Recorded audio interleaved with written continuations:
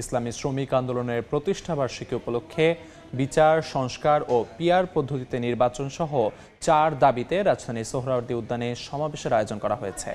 এই মুহূর্তে সেখানে আছেন সহকর্মী শফিক মুন্সি। সরাসরি চলে যাচ্ছি তার কাছে। ইসলামী শ্রমিক আন্দোলন বাংলাদেশের প্রতিষ্ঠাবার্ষিকী উপলক্ষে সোহরাওয়ার্দী উদ্যানে আজ 4 দফায় তাদের আজকের এই সমাবেশ অনুষ্ঠিত হচ্ছে এবং তাদের প্রথম যে দফাটি আছে সেটি হচ্ছে আগামী জাতীয় নির্বাচনে পিআর পদ্ধতিতে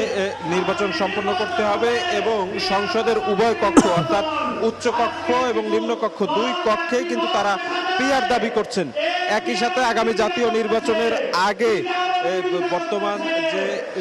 ঐক্যমত কমিশনের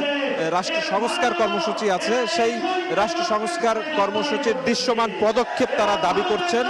এবং একই সাথে বিগত সরকারের আমলে যতগুলো গণহত্যা হয়েছে, দুর্নীতির সাথে যারা জড়িত ছিল, নানা রকম অপকর্মের সাথে যারা জড়িত আছে তাদের সকলের বিচার আগামী জাতীয় নির্বাচনের আগে দৃশ্যমান করার দাবিতে মূলত আজ এই সোহরাওয়ার্দী উদ্যানে ইসলামী শ্রমিক আন্দোলনের সমাবেশ অনুষ্ঠিত হবে এবং আমরা জানি যে এই সমাবেশের আনুষ্ঠানিকতা শুরু হবে বেলা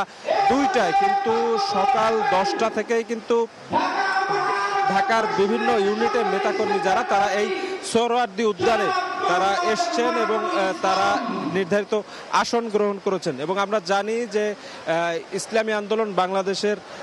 আমির সৈয়দ রেজাউল করিম আজকের এই সমাবেশের প্রধান অতিথি এবং তিনি কিন্তু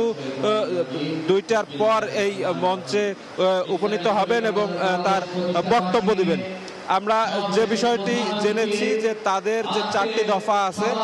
এই 4 দফা দাবিতে তারা যে গত 18ই সেপ্টেম্বর থেকে ধারাবাহিক কর্মসূচি পালন করেছিল তারই অংশ হিসেবে আজ এই ইসলামী শ্রমিক আন্দোলনের প্রতিষ্ঠাবার্ষিকীতেও তাদের যে দাবি সেই দাবিগুলো তারা তুলে ধরছে। তো এই ছিল সোহরাওয়ার্দী উদ্যান থেকে আমার কাছে ইসলামী শ্রমিক আন্দোলনের যে সমাবেশ সে ব্যাপারে সর্বশেষ। সরাসরি যুক্ত ছিলাম সোহরাওয়ার্দী উদ্যানে।